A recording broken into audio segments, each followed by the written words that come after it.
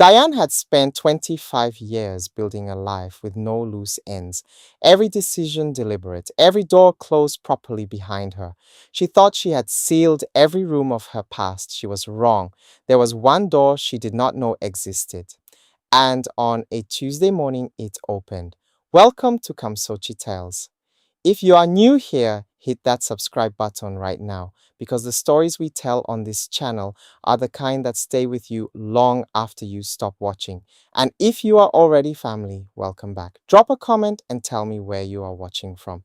Now let us get into this story because trust me, you are not ready for what is about to happen. Diane was the kind of woman people described as composed. Not cold, not distant, just composed. The particular steadiness of someone who had learned early that falling apart was a luxury she could not afford.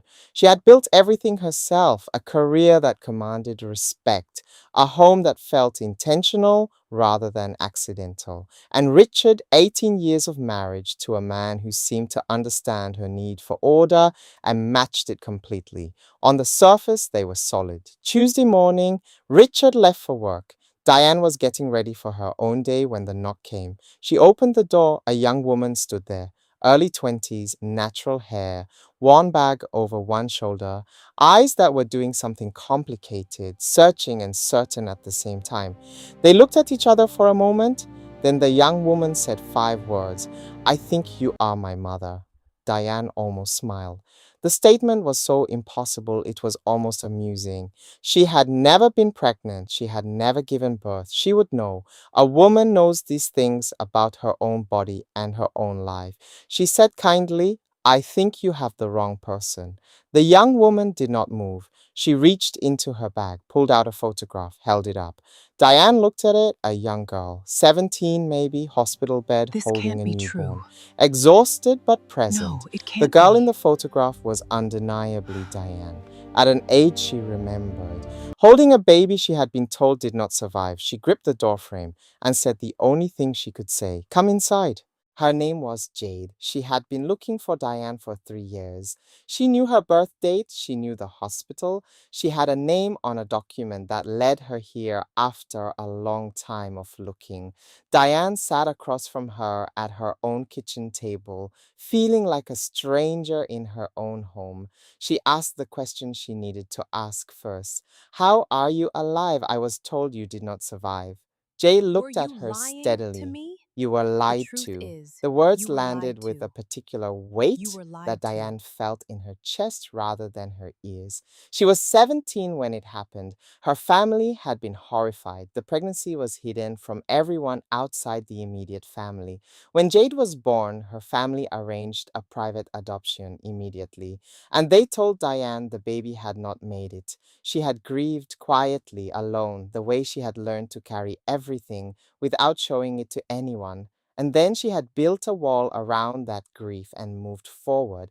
She looked at Jade now and felt something crack open that she had not known was still sealed. She asked, who raised you? Jade told her, a family, good people. She had a decent childhood. She was not there out of desperation or need.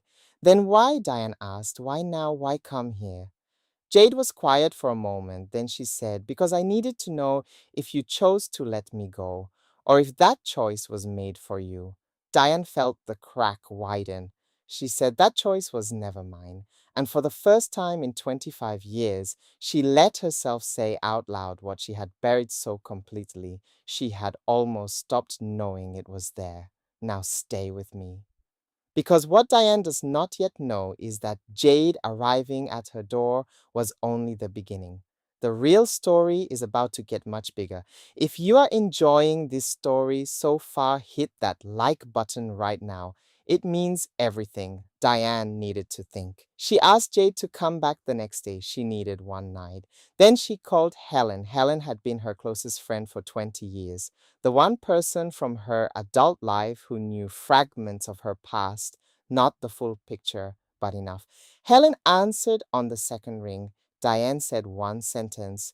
A young woman just came to my door and told me she's my daughter. The silence on the line lasted too long. That was the first sign.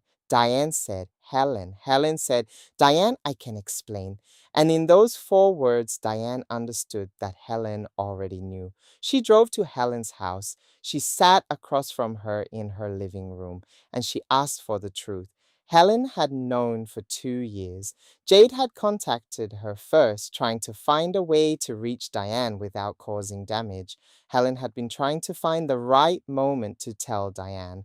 Diane asked, 2 years, Helen. You knew for 2 years.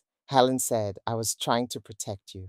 Diane said, from what? From my own child. But then Helen said something that changed the direction of everything.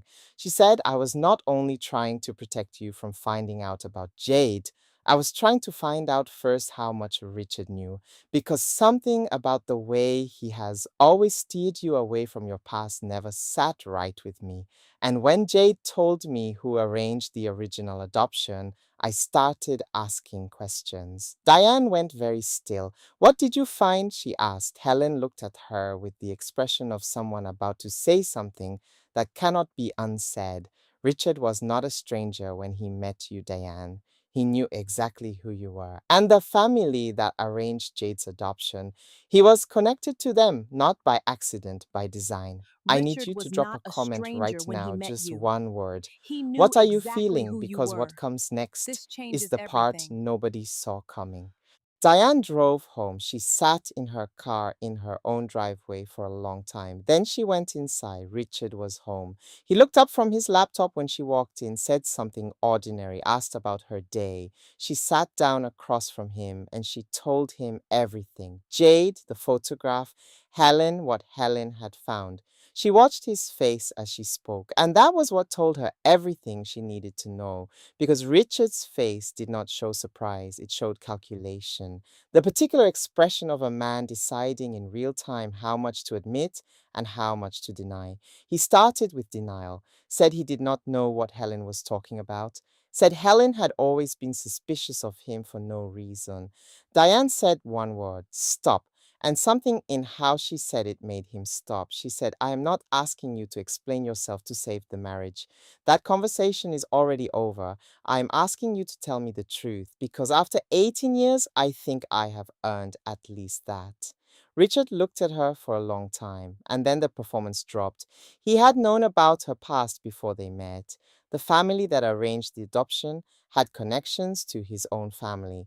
When Diane's name came up in those circles, a young woman who did not know what she was entitled to, who had been kept deliberately uninformed, Richard had been the one who said he would handle it. Handle it meant marry her. Keep her close, keep her looking forward. Make sure she never went looking backward. It had nothing to do with love, not at the beginning. He paused there, Diane said, and later. He said, later, it became complicated. She said, that is not an answer. He said, I know. She stood up. She said, I want you out of this house by the time I wake up tomorrow morning. She walked to the bedroom, closed the door, and sat on the edge of the bed in the particular silence of a woman whose entire adult life has just been reframed in a single evening. If you're not subscribed yet, do it right now, because this is what we do on KamsoChi Tales. Stories that make you feel everything, and this one is not over yet. Jade came back the next morning as Diane had asked. Richard was gone. Diane opened the door wider this time. She made tea. They sat at the kitchen table again. But the energy was different from the day before. Something had shifted. The impossible had already happened. What remained was simply two people deciding what to do with the truth now that it was out. Diane asked Jade about her life, her work, what she liked, what she was afraid of, the ordinary questions that carry extraordinary weight when you are asking them of someone you should have known for years and did not. Jade answered honestly, asked her own questions in return. They did not resolve everything that morning. They could not. Years of separation do not dissolve over tea in a kitchen, no matter how much both people might want it to. But something began. Not a mother and daughter reunion with all the warmth that phrase implies. Something more honest than that. Two adults connected by something neither of them chose, deciding together whether to find out what that connection could become. Before Jade left, she asked Diane one question. Are you okay? Diane thought about it genuinely. not the automatic fine that she had spent 25 years giving as an answer to everything. She said, "I do not know yet, but I think I will be."